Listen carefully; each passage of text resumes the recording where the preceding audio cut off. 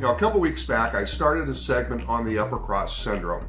That segment was specifically designed to strengthen the muscles in the upper back and shoulders, to start pulling those shoulders back, tightening that area up, and giving it better support. We have to take this a step farther now. What we have to do now is really work at trying to stretch the chest, open up that chest area. We won't do it by doing limited range of motion. So you're not going to do it doing a seated chest press. You're not going to do it doing a barbell chest press. We're going to use some dumbbell presses and we're going to use some dumbbell flies to really work at opening up that chest and getting this movement going, which will then allow for the shoulders to go backwards and retract. And then you have a better situation with the upper back and shoulders. You don't have that hunched over look that you get from the upper cross syndrome, and you'll be relieving a lot of that tension in the upper back and shoulders as well. Now, although the exercises are going to be on there and they're specifically designed to really work to open up the chest and really work to increase that movement through the shoulders and through the thoracic area, you also need to do some stretching at the end as well. You don't want to stretch before doing the workout. Always stretch afterwards once those muscles are warmed up and they're really, really ready to accept that stretch. When you do the stretch, do things that are going to actually pull and open up this chest area. You can take a band and pull it up overhead. You can grab a pole and pull your body around. So there's a few things you can do as far as that to do the stretch. But when you do the stretch, go to the point you feel a slight discomfort. Hold that for about 10 seconds, stretch a little bit farther, hold it for another 10 seconds, and stretch a little bit farther. Once you do that, that's a 30-second period. Go ahead and take a little bit of a break and repeat it. We only really need to do one good stretch each workout for this and to help with the upper cross syndrome and to alleviate the problems that we have from that. Now, as always, if you have any specific questions about your own workout or where you're at, don't hesitate to send me an email. I'd be glad to help you out. My email would be listed at the end of this video. So combine both these workouts, make sure that you're doing these things. It'll take about 4 to 6 months to start to really see the results, but I guarantee you it's going to make a difference for you in the long run. Now, it's important that when you do the dumbbell press, we start with the arms perpendicular to the floor. So once you get your arms up there and you find that balance point, I want you to get a spot on the ceiling. And always think about pushing right back to that same spot. When we lower down, we're going to rotate slightly so they're about a 45-degree angle. Going to drop them right down to where my armpits are and then press right back up from there. So you'll see that slight rotation. This takes a lot of work off your shoulders. Put your shoulders in a much safer position so you don't have that rotational force on them when you're trying to do the dumbbell press. This is where people get hurt.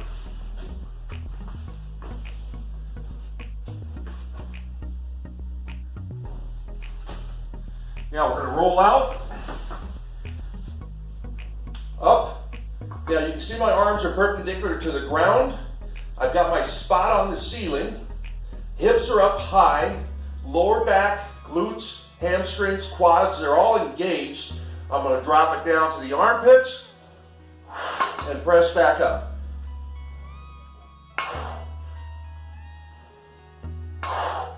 You can see the movement on the ball. I don't have a solid platform to push from, so it makes the exercise much, much more difficult and more challenging, especially when it comes to the core and the stabilization of the shoulders on the top. Now when we come back down, just bring the weights down, walk your way back, slowly set up, weights on the ground, and that's how you safely do the dumbbell press on the exercise ball. Now the flat bench fly is going to be the movement I'm going to go through right now. Same as all other flies. We want to have those dumbbells at a 45 so that when we go down, we keep everything in that same plane that's perpendicular to the ground. It's very, very important. That way you don't get this rotational force on the shoulder. That's what's going to cause you to get injury on your shoulders. We want to try to get a good full stretch Slight bend in the arms. As I come up, I'm reaching around that barrel, squeezing the inner portion of the chest. So let's get at it.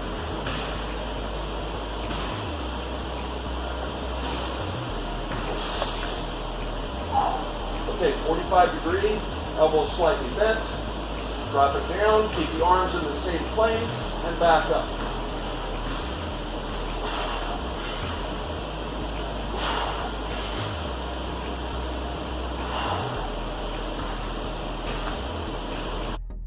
Now, I'm going to be demonstrating the incline dumbbell fly. This is one of those things I see people do incorrectly a lot of times. They're putting themselves in positions that they can actually hurt their shoulders and end up getting injury. So we're going to really talk about this one as I go through. Now, the dumbbell fly is designed to really spread out the chest and increase that nice, good flexibility and strength through a range of motion. One of the most important things is that when you do this, we want to keep the dumbbells at about a 45-degree angle. And you'll see this as I do it. If I do this, you see how my elbows rotate in, out here. Now I got a rotational force on my shoulders, okay? But if I turn the dumbbell slightly in, I go out here.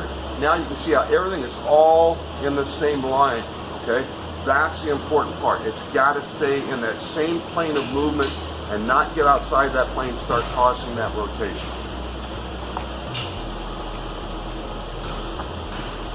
So we'll bring the dumbbells up, turn them at a 45-degree angle. From here, slight bend in the elbows. And we want to think about reaching around a big barrel. I'm going to stretch down and then back up. Again, keeping those elbows in that same plane so I don't have that rotational force. Good stretch. And finish at the top.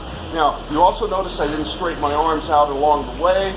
I didn't straighten them out at the top. I didn't straighten them out here. I keep this same bend all the way through, so the movement is in the shoulder and through the chest.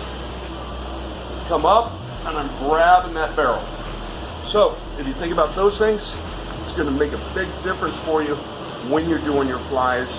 You're going to do them a lot safer and not risk injury. So, just to recap, try to get a good full range of motion so we increase flexibility, increase strength through that range of motion. Hands at about a 45-degree angle. That way it keeps the arms in that same plane of movement. Do those things and you'll have a lot of success with this move.